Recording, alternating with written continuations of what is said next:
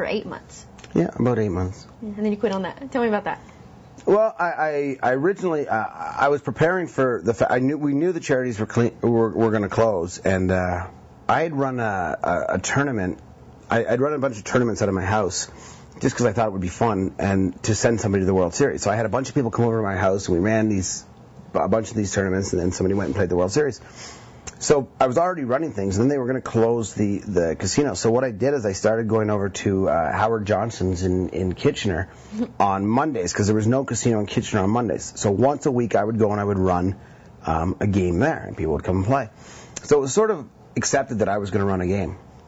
And then when the casino closed, I found a place, and I was going to run a game. Now, there was this other guy there named Tony Liberati who was also going to run a game. He was going to do it at the same time. And we knew the same people, and I kind of thought, well, if we both run a game, neither one is going to be particularly successful because there's not really enough people for this. So he and I ended up going into partnership. And really, in retrospect, that was a bit dumb because I think I would have got the game.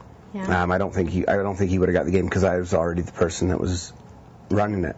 So we did it together, and our personalities were a little too different for each other. We kind of clashed a bit, and he wanted to do things one way, and I wanted to do things another way, and it just was a tad uncomfortable. And I made a bunch of money, and I wasn't really enjoying working with Tony that much. We weren't getting along that well, so we went on a trip to Foxwoods, myself and Grant, and I made a couple final tables there. Thought it was cool as shit.